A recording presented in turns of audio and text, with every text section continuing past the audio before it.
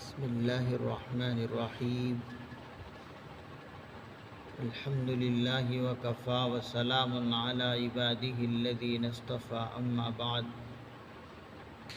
فإن خير الحديث كتاب الله وخير الهدي هدي محمد صلى الله عليه وسلم وشر الأمور محدثاتها وكل محدثة بدعة وكل بدعة ضلالة وكل ضلالة في النار.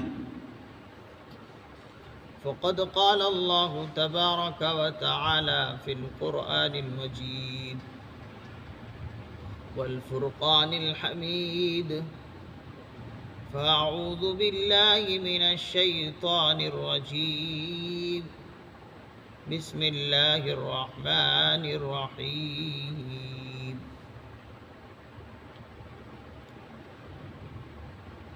سورة الطارق مكية وهي 17 آية. بسم الله الرحمن الرحيم. والسماء والطارق وما أدراك ما الطارق النجم الثاقب إن كل نفس لما عليها حافظ فلينظر الإنسان مما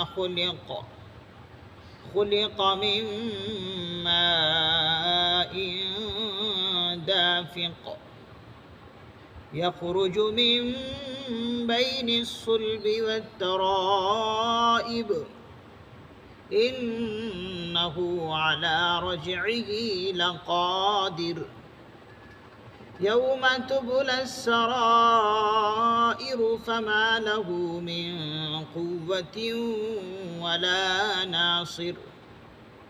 والسماء ذات الرجع والأرض ذات الصدع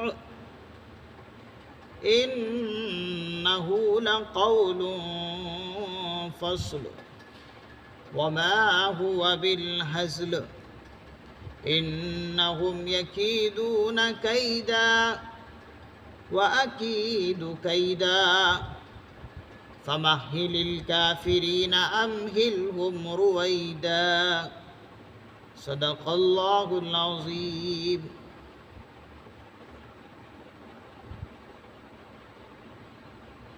بسم اللہ الرحمن الرحیم. شروع اللہ کے نام سے جو سب پر مہربان ہے، الرحیم بہت مہربان ہے. یہ سورہ طارق جو کہ مکے میں نازل ہوئی ہے. اس سورہ میں 17 آیتیں ہیں. یہ سورہ قرآن کریم کی ترتیب کے حساب سے 86 نمبر پر ہے. 86 نمبر پر یہ سورہ قرآن کریم کے اندر آتی ہے.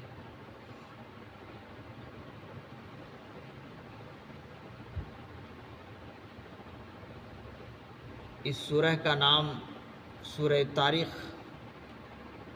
رکھا اس لیے کہ اس سورہ کا جو پہلا جملہ ہے اس میں طارق کا لفظ آیا ہے، والسماء والطارق.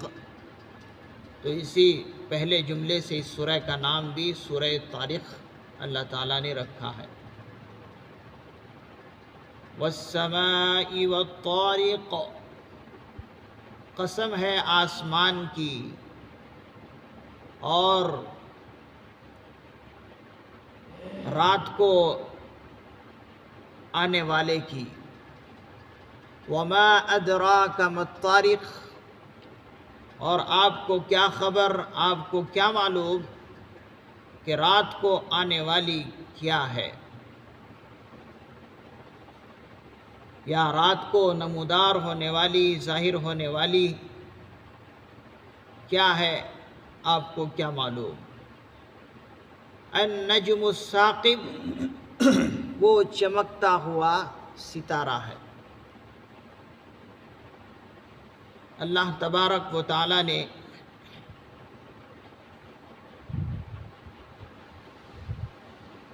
قسم کھائی ہے آسمان کی اور تاریخ کی۔ یہ تاریخ جس کے معنی ہے رات کو نمودار ہونے والی، یا ایک ترجمہ ہے اس کا رات کو چلنے والی، اور وہ چیز کیا ہے؟ اگلی آیت میں اللہ تبارک و تعالیٰ نے خود ظاہر کر دیا کہ وہ چیز النجم الثاقب ہے، وہ چمکتا ہوا ستارہ۔ حضرات مفسرین اعظام فرما رہے ہیں، فرماتے ہیں کہ یہ جو چمکتا ہوا ستارہ ہے الطارق، یہ رات کو ہی نمودار ہونے والی ہوتی ہے، رات کو ہی ظاہر ہوتی ہے۔ اس کا یہ مطلب نہیں کہ وہ دن میں نہیں رہتا، بلکہ دن میں بھی وہ ستارہ رہتا ہے، لیکن جو ظاہر ہوتا ہے وہ ستارہ، وہ رات کو ظاہر ہوتا ہے، رات کو ہی وہ ستارہ دکھتا ہے۔ تو اللہ تبارک و تعالی اس کی قسم کھائی ہے اس لیے کہ جس طریقے سے یہ ستارہ، چمکتا ہوا ستارہ، دنیا کے ہر گوشے پر آسمان میں وہ ستارہ دکھتا ہے، جہاں تک دنیا پھیل کر ہے وہاں تک وہ ستارہ ہر ایک کو نظر آتا ہے، لیکن کب؟ رات میں۔ تو مفسرین نظام فرماتے ہیں کہ جس طریقے سے وہ ستارہ، اس ستارے کو دنیا کی ساری چیزیں دکھتی ہے، اسی طرح سے اللہ تبارک و تعالی کی نظر میں بھی ساری دنیا کی حرکتیں ہیں۔ دنیا میں کون کیا کر رہا ہے، اللہ تبارک و تعالی اس سے پوری طرح واقف ہے۔ تو جس طریقے سے وہ ستارہ رات میں نمودار ہوتی ہے، لیکن دن میں بھی وہ ستارہ رہتا لیکن ظاہر نہیں ہوتا، تو اسی طریقے سے اللہ تبارک و تعالی بھی اگرچہ ظاہر میں نہیں دکھتا، لیکن ایک ایک انسان کے اعمال کو اللہ تبارک و تعالی دیکھتے ہیں، اور اس کے لیے فرشتے بھی متعین ہیں۔ اللہ تبارک و تعالی بھی دیکھتے ہیں اور اس کے فرشتے تو متعین ہے ہی۔ تو اس لیے اللہ تبارک و تعالی نے وہ تاریخ کی قسم کھائی ہے۔ ان کل نفس لما علیہا حافظ، کوئی نفس ایسا نہیں ہے جس پر کوئی نگراں مقرر نہ ہو۔ ان کل نفس لما علیہا حافظ، کوئی شخص ایسا نہیں ہے جس پر کوئی نگراں نہ ہو، جس پر کوئی محافظ نہ ہو۔ حافظ کے معنی آتے ہیں یہاں پر نگراں، محافظ۔ تو اللہ تعالیٰ ارشاد فرماتے ہیں کہ ہر شخص کا اعمال نامہ میرے سامنے تو ہے ہی، لیکن ساتھ ہی ساتھ فرشتے بھی انسان کے اعمال نامے لکھنے کے لیے مقرر ہیں۔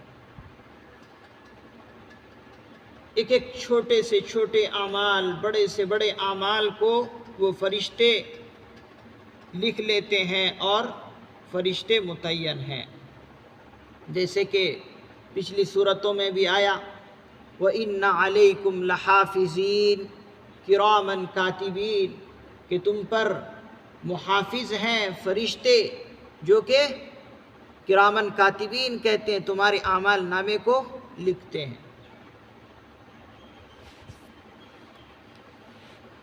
مفسرین اعظام فرماتے ہیں کہ ہر انسان کے ساتھ 300 فرشتے متعین ہیں، ہر انسان کے ساتھ 300 فرشتے متعین ہیں جو انسان کی نگرانی کرتے رہتے ہیں۔ اسی لیے تو انسان جو ہے ہر قسم کے شرکش جناتوں سے، شرکش شیاطین سے محفوظ رہ جاتا ہے۔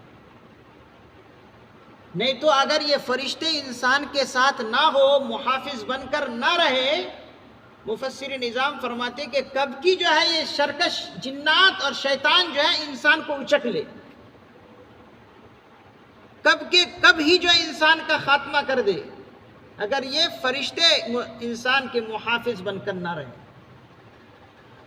اور آگے فرماتے ہیں کہ یہ تو پورے انسان کے لیے، ہر ایک انسان کے لیے 300 فرشتے ہیں ہی، خصوصی طور پر، خاص طور پر جو انسان کو اللہ نے آنکھ دی ہے اس کے لیے 7 فرشتے متعین ہیں، صرف آنکھ کی حفاظت کرتے ہیں، صرف آنکھ کی حفاظت کے لیے اللہ نے خصوصی طور پر 7 فرشتوں کو متعین کیے ہیں۔ اسی لیے ہم دیکھتے ہیں کہ یکایک جاتے ہیں، جاتے جاتے سامنے کوئی گاڑی آ جائے، فوراً ہماری پلک جھپکتی ہے، فوراً ہم بچ جاتے ہیں۔ وہ کون ہوتے ہیں؟ مفسر نظام فرماتے ہیں وہ وہی آنکھوں کے فرشتے ہیں جو 7 متعین ہیں، جو 7 فرشتے خصوصی طور پر انسان کی آنکھوں کی حفاظت کرتے رہتے ہیں۔ تو ایسے تو 300 فرشتے ہر انسان کے محافظ کے لیے ہیں، حفاظت کے لیے، اور خصوصی طور پر آنکھوں کی حفاظت کے لیے، اس لیے کہ یہ آنکھ بہت بڑی نعمت ہے، اس کی حفاظت کے لیے 7 فرشتے خصوصی طور پر حفاظت کرتے ہیں، نگراں ہیں۔ تو اسی کو بتایا کل نفس لما علیہا حافظ، کوئی شخص ایسا نہیں ہے جس پر نگراں کوئی فرشتے نہ ہو، مقرر کوئی فرشتے نہ ہو۔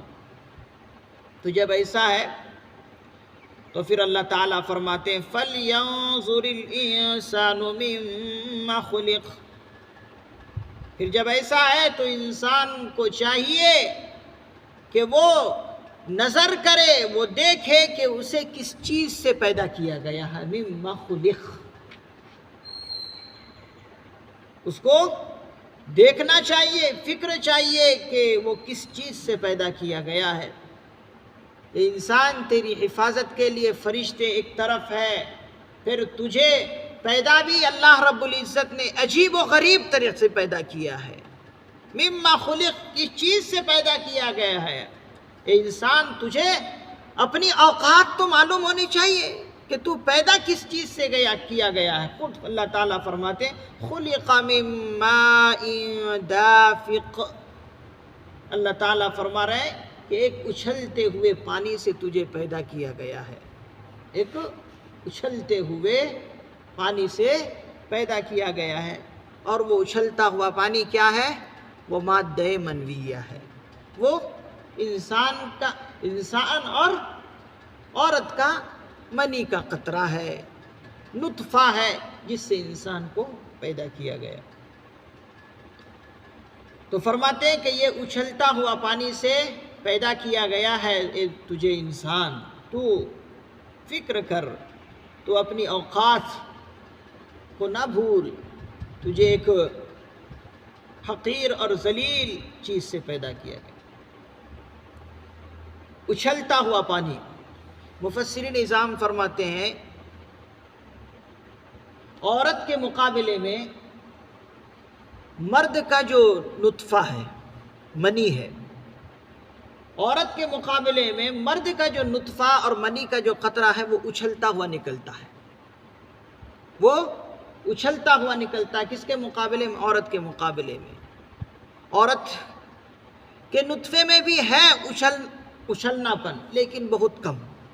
لیکن مرد کا جو نطفہ ہے، منی کا قطرہ ہے، وہ اچھلتا ہوا نکلتا ہے، جو کہ ہم سب اس سے واقف ہیں.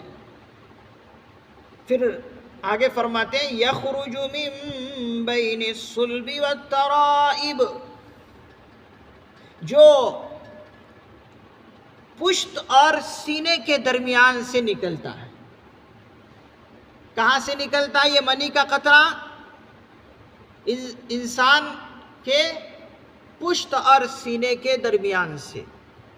پشت یعنی پیٹھ اور سینہ.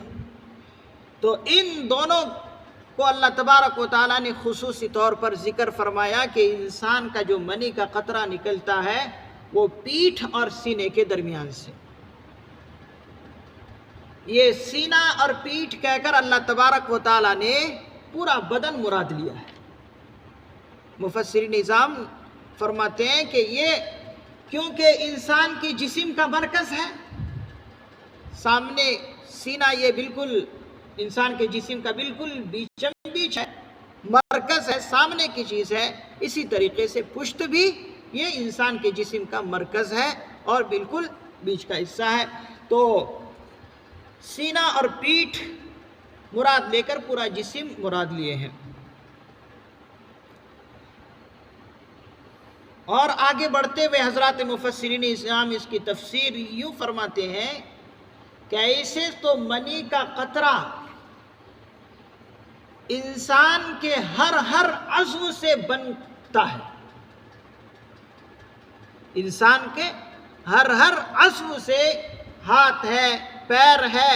اب کتنے انسان کے جسم میں عضو ہیں؟ فرماتے ہیں کہ 360 جوڑوں سے وہ منی کا قطرہ بنتا ہے. منی کا قطرہ 360 جوڑوں سے مل کر جو ہے یہ ایک منی کا قطرہ بنتا ہے. اور پھر فرماتے ہیں کہ 360 جوڑ سے بن کر وہ منی کا قطرہ انسان کے خصیے میں جا کر جمع ہو جاتے ہیں. خصیتین میں، انسان کے خصیتین میں جا کر جمع ہو جاتے ہیں. جو شرمگاہ ہے، جو نیچے کا حصہ جو لٹکتا ہے، اس میں جا کر اس کو کہتے ہیں خصیتین. تو وہاں پر جا کر یہ 300 جوڑوں سے نکل کر وہاں سے روانہ ہو کر وہاں خصیتین میں وہ منی کا قطرہ پہنچتا ہے. اور فرماتے ہیں کہ یہ جو نخاع ہے، ریڑھ کی ہڈی بھی اس کے اندر داخل ہے. ریڑھ کی ہڈی سے اور سینے کے درمیان سے نکلتے جمع ہوتے خصیتین میں جا کر یہ منی کا قطرہ جمع ہو جاتا ہے. اور ریڑھ کی ہڈی کیونکہ بہت مضبوط ہے اور منی کا قطرہ وہاں سے ہوتے ہوئے خصیتین میں پہنچتے ہیں. اور بعض مفسرین نظام نے فرمایا کہ منی کا قطرہ کے بننے میں دماغ کا بھی جوائنٹ ہے. یہ جو دماغ ہے اس کا بھی اس سے جوڑ ہے، اس سے بھی جوائنٹ ہے. اسی لیے ماہر اطباء حضرات، ماہر ڈاکٹر حضرات فرماتے ہیں کہ جو انسان کثرت جماع کرتا ہے، جو انسان بہت زیادہ جماع کرتا ہے، بہت زیادہ ہم بستری کرتا ہے، کہتے ہیں اس کو دماغ کی ضعف کی کمزوری آ جاتی ہے. اس کا دماغ بہت کم کام کرنے لگتا ہے۔ کس کا؟ جو کثرت جماع کرتا ہے، بہت زیادہ ہم بستریاں کرتا ہے، اس کے دماغ پر بہت زیادہ کمزوری آ جاتی ہے۔ یہ کون کہتے ہیں؟ ماہر اطباء، ماہر ڈاکٹر حضرات کہتے ہیں جو کثرت جماع رکھتا ہے، کرتا ہے، ہم بستری زیادہ کرتا ہے، وہ دماغ کی کمزوری میں بہت زیادہ ملوث ہو جاتا ہے، اس کا دماغ بہت کمزور ہو جاتا ہے۔ تو معلوم یہ ہوا دماغ کا بھی اس منی کے قطرے بننے میں جوائنٹ ہے اور جوڑ ہے۔ إِنَّهُ عَلَى رَجْعِهِ لَقَادِرٌ، اسی لیے اللہ تعالیٰ فرما رہے ہیں کہ اس کے دوبارہ پیدا کرنے پر وہ قادر ہے۔ جب یہ سب کچھ ثابت ہوا تو پھر اللہ تبارک و تعالیٰ انسان کے دوبارہ پیدا کرنے پر ضرور قادر ہے۔ جب وہ ایک مرتبہ پیدا کر دیا تو دوسری مرتبہ اس کے لیے پیدا کرنا قیامت کے دن کیا مشکل کام ہے، بہت آسان ہے۔ یوم تبلی السرائر، اس دن سارے کے سارے راز کھل جائیں گے۔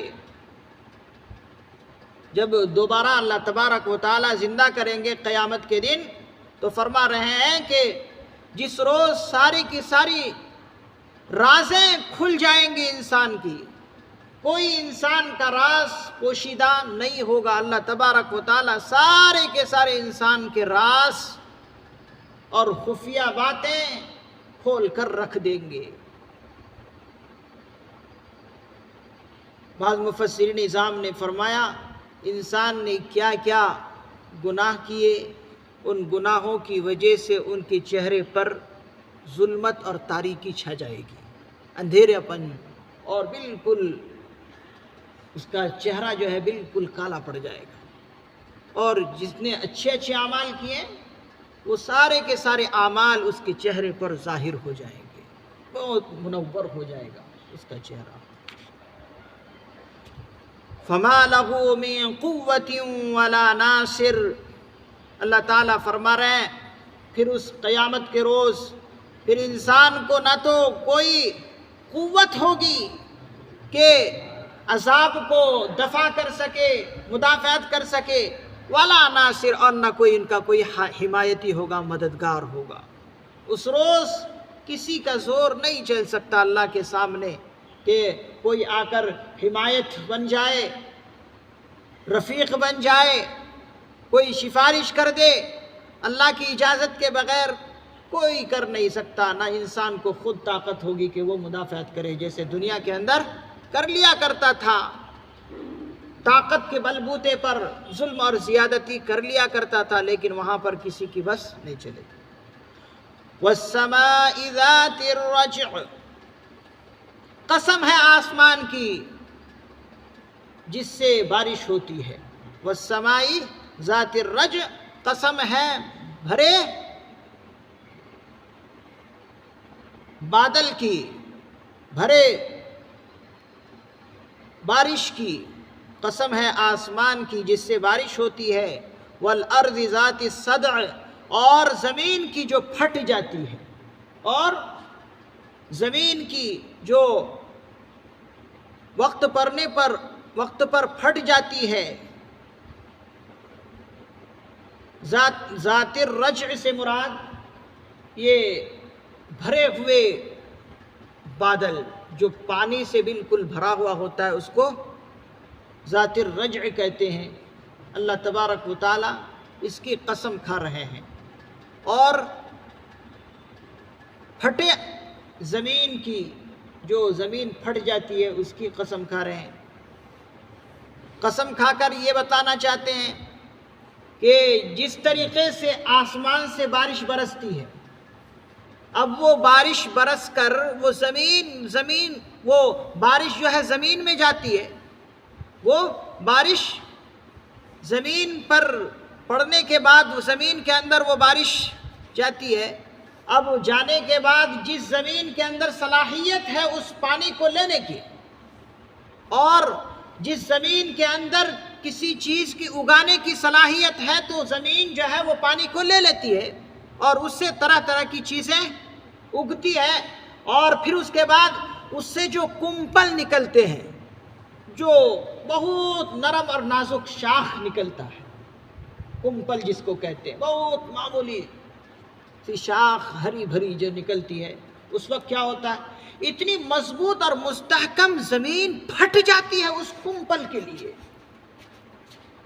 اس زمین کی اللہ تبارک و تعالی قسم کھاتے ہیں کہ دیکھو، جس زمین کے اندر پانی کو اپنے اندر لینے کی صلاحیت ہے، پھر اس کے بعد اس زمین سے کمپل نکلتی ہے، ہری شاخ نکلتی ہے، تو اس زمین کے اندر صلاحیت ہے، تبھی تو اس پانی کو کیچ کر کے کچھ نہ کچھ نکل رہی ہے اس زمین سے۔ تو اسی طریقے سے یہ قرآن کریم بھی کہیں سے نہیں اترا بلکہ آسمان سے اترا ہے۔ اب اس قرآن کریم کو وہی لوگ فائدہ مند سمجھتے ہیں، یہ قرآن کریم اسی لوگوں کو فائدہ مند ہوتا ہے جس کی سینے کے اندر صلاحیت ہے، جس کے سینے کے اندر صلاحیت ہے، جس کے سینے کے اندر لیاقت ہے، وہی اس قرآن کریم سے فائدہ اٹھاتا ہے۔ جس طریقے سے آسمان کے پانی سے وہی زمین فائدہ اٹھاتی ہے جس کے اندر کچھ اگانے کی صلاحیت ہوتی ہے، تو قرآن کریم سے کس کو فائدہ ہوتا ہے؟ جس کے سینے کے اندر صلاحیت ہے اس کو قبول کرنے کی، ماننے کی، اسی کو یہ قرآن کریم فائدہ مند ہوتا ہے۔ جس کو صلاحیت ہی نہیں، جس نے اپنی فطرت ہی بدل دی، اپنی صلاحیت ہی ختم کر دی، پھر اس کو یہ فائدہ نہیں ہوتا۔ تو یہ اللہ تبارک و تعالی بھرے بادل کی قسم کھا کر اور پھٹنے والی زمین کی قسم کھا کر یہ بتاتے ہیں اِنَّهُ لَقَوْلٌ فَصْلٌ، یہ حق اور باطل کا فیصلہ کرنے والا کلام ہے۔ اِنَّهُ لَقَوْلٌ فَصْلٌ، یہ حق اور باطل کا فیصلہ کر دینے والا کلام ہے، یہ اللہ کا کلام ہے، سچا کلام۔ وَمَا هُوَ بِالْهَزْلِ، خود اللہ تعالیٰ فرما رہے ہیں یہ قرآن کریم کوئی مذاق نہیں ہے۔ وما ہوا بالہزل، ہزل کے معنی آتے ہیں مذاق اڑانے کے، مذاق کے، تو یہ کوئی لغو کلام بھی نہیں ہے اور یہ کوئی مذاق کا کلام نہیں ہے، یہ اللہ کا کلام ہے جو فیصلہ کر دینے والا ہے، حق اور باطل کا فیصلہ کرتا ہے یہ کلام۔ انہم یکیدون کیدا، اب اللہ تعالیٰ ان لوگوں کا یہ حال بیان کر رہے ہیں کہ جو لوگ اس قرآن کریم کا انکار کرتے ہیں۔ انہم یکیدون کیدا، وہ کافر لوگ چالیں چل رہے ہیں، تدبیریں کر رہے ہیں اور طرح طرح کی کمیاں نکال کر، نقص نکال کر اس قرآن کریم کی نفی کر رہے ہیں کہ کوئی نعوذ باللہ یہ کلام نہیں۔ تو یہ کافر لوگ طرح طرح کی تدبیریں کر رہے ہیں۔ وَأَكِيدُ كَيْدًا، اللہ تعالیٰ فرما رہے ہیں میں بھی تدبیر کر رہا ہوں، یہ جو تم تدبیریں کر رہے ہو میں بھی تدبیر کر رہا ہوں، اور کس چیز کی تدبیر؟ تمہاری ناکامی کی اور تمہیں سزا دینے کی میں بھی تدبیریں کر رہا ہوں۔ مفسرین نظام فرماتے ہیں جب قید کا لفظ جو کہ تدبیر کرنے کے معنی آتے ہیں، جب اس کا یہ لفظ اللہ کی طرف منسوب کیے جائے تو اس سے مراد ہوتا ہے ان کافروں کو سزا دینے کی میں بھی تدبیر کر رہا ہوں کہ کب تک تم لوگ جو ہے اس طرح سے قرآن کریم کا مذاق اڑاؤ گے، کب تک تم اس کو لغو سمجھو گے، میں بھی تمہاری تدبیر میں ہوں کہ کب میں تمہاری پکڑ کروں۔ تو قید کا لفظ جب اللہ کی طرف منسوب ہو تو یہ معنی مراد لیے جاتے ہیں عقوبت کے، سزا دینے کے۔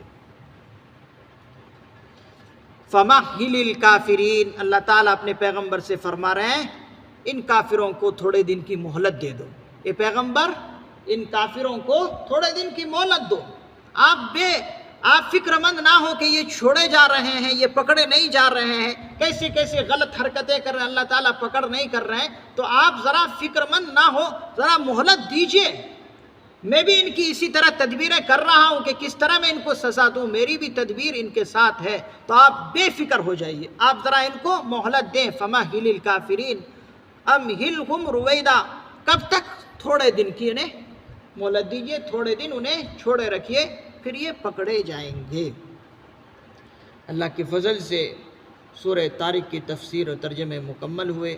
اللہ تعالیٰ سے دعا ہے اللہ تبارک و تعالیٰ سارے انسان کو اپنی پیدائش پر غور و فکر کرنے کی توفیق نصیب فرمائے، اور اپنی اوقات ہر انسان کو سمجھ میں آئے کہ کس طرح سے پیدا اسے کیا گیا ہے اور اللہ نے اس کو کتنا حسین و جمیل پیدا کیا ہے، اس پر غور و فکر کرنے کی توفیق نصیب فرمائے، اور غور و فکر کرنے کے بعد اللہ تبارک و تعالیٰ کو ایک ماننے کی انہیں توفیق نصیب فرمائے۔ سبحان اللہ و بحمدہ، سبحانک اللہم و بحمدک، ونشہد ان لا الہ الا انت، ونستغفرک ونتوب الیک۔ سبحان ربک رب العزت عما یصفون، وسلام علی المرسلین، والحمد للہ رب العالمین۔